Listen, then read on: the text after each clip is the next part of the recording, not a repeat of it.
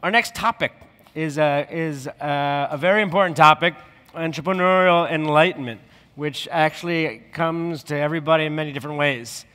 Times where I felt that was when I had customers emailing saying that, oh my God, you're changing our lives. It wasn't that I was enlightened, that I was empowering somebody else.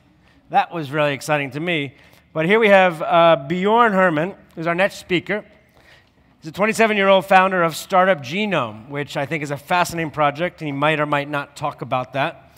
In 2011, he and his team set out to decrease the massive failure rate of startups, I like that, and SMEs to accelerate the pace of innovation by transforming the business world via data. And his mission is unleashing human potential. Take it away, Bjoern. Thank you. Can you guys hear me? Yes, test. Great.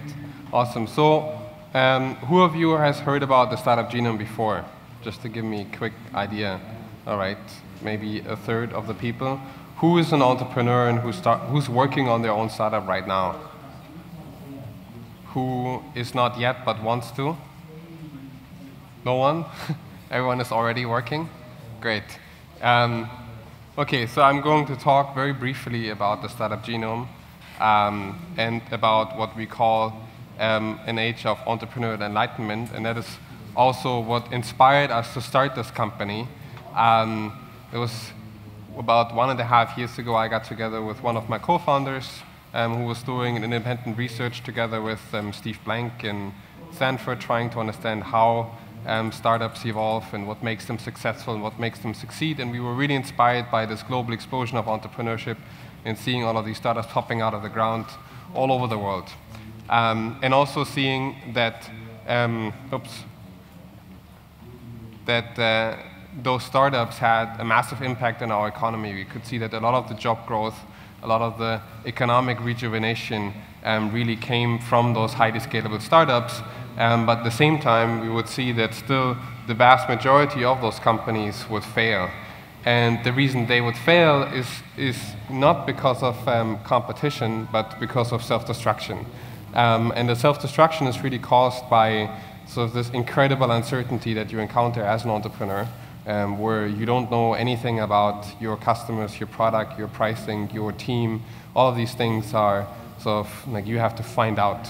And as you go through the search process, a lot of companies fail because they very efficiently execute the unnecessary and do things that in the end of the day turn out to be irrelevant. They over-engineer the product, they hire too many people that they don't need, etc. Now, after seeing this huge growth, seeing the massive impact of these companies, but also seeing this massive failure rate, we thought, you know, what if we could find a scalable way to really reduce this massive failure rate and help more startups all over the world succeed. And as we were going through our own search process, eventually we stumbled over what Zynga was doing, and were very inspired by how they were able to significantly increase both the success rate and the execution speed of all of their different companies or different products internally. And the way of how they did this is essentially by taking loads and loads of data, running them through about 40 analysts that they have internally that crunch these data and that create a very actionable and digestible output that they deliver to each of these different product leads. And after implementing this process, Zynga went through a big growth, not just some 10–20% performance improvements, but they were able to out-execute Playdom, Voga, all of their other competitors by 4x within 6 months. So by being able to take in the data and being able to take the insights from those data and to be able to deliver them in a very actionable output to the different project leads, they were able to move from being a gut-driven organization to becoming a data-driven organization, and they were able to significantly increase the success rate of the different products. And we thought, what if we can do something like this for startups? And that was the starting point for the Startup Genome. That initially was a study in Stanford. Then we had a few other universities come on board, work with us. We initially released some reports on describing why startups fail, how they evolve, etc. That is now being adopted by almost 100 universities. And then we launched a first product that is based on this initial inspiration that is used by now more than 20,000 companies all around the world. And that's also the basic database that we're using in order to reveal more and more insights of why companies fail, what makes them successful, like what are general sort of insights that we get. Now, since we have very little time, I'm just going to talk about a few of the sort of core insights that we found. The first thing is that for each startup, the biggest challenge that they have is an incredible uncertainty. So it's very, very hard for you as an entrepreneur to even know where you start or where you should set your priorities, what you should spend your time on.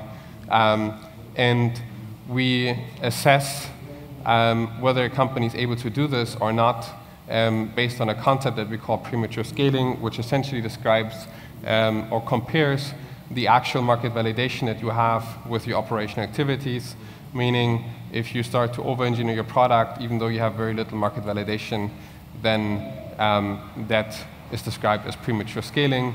It's very much in line with what a lot of other people here will also be talking about, so what the lean startup is about, what customer development is about, etc.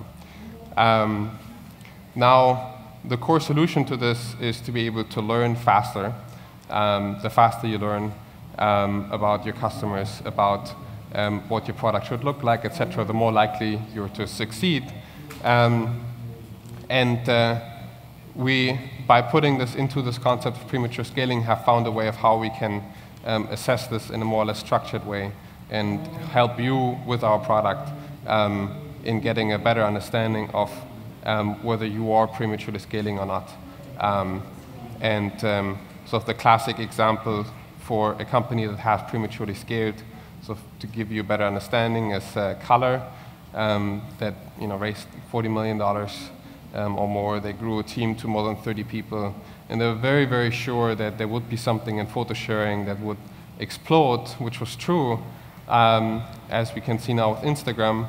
But back then, they somehow just didn't get the product right, but they were very, very certain that it would work. They launched at the royal wedding in London with a huge TV marketing campaign, etc. Spent a lot of money. In the end of the day, they had about 500 pictures taken in total, and failed eventually, where the team sort of broke apart, and they're trying something new, but the core people who've really started this left. Now, following a few sort of examples of the difference between companies that scale prematurely, so that start to execute pre-market validation versus companies that go along, so that listen to their customers and really try to tune in with the market validation that they have. You can see that companies that scale prematurely never cross $1 million in revenue. You can see that the user growth is significantly different. At the beginning, it's much higher, but then it starts to go down. You can see that there's a big difference in valuation. Companies that tend to scale prematurely tend to over-evaluate themselves early on because they're very certain of what they're doing, but then the valuation crashes later on.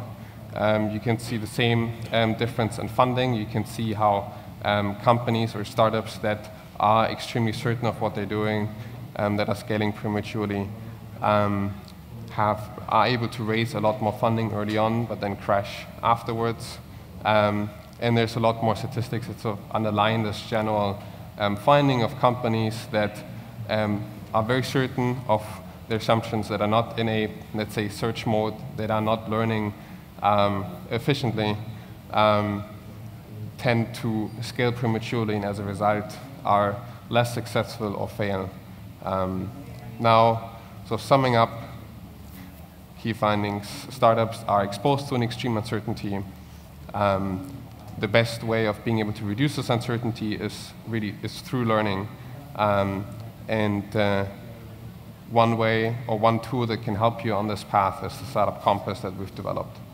Now, in the remaining 50 seconds, a few slides on sort of the difference that you can see between companies that scale prematurely versus companies that scale properly, you can see that companies that scale prematurely tend to focus much earlier on trying to monetize rather than on their value position. You can see that companies that scale prematurely also tend to outsource their teams early on, which takes away a lot of flexibility of the team in being able to innovate early on. You can see that the teams that scale prematurely tend to be more focused on product development rather than customer development.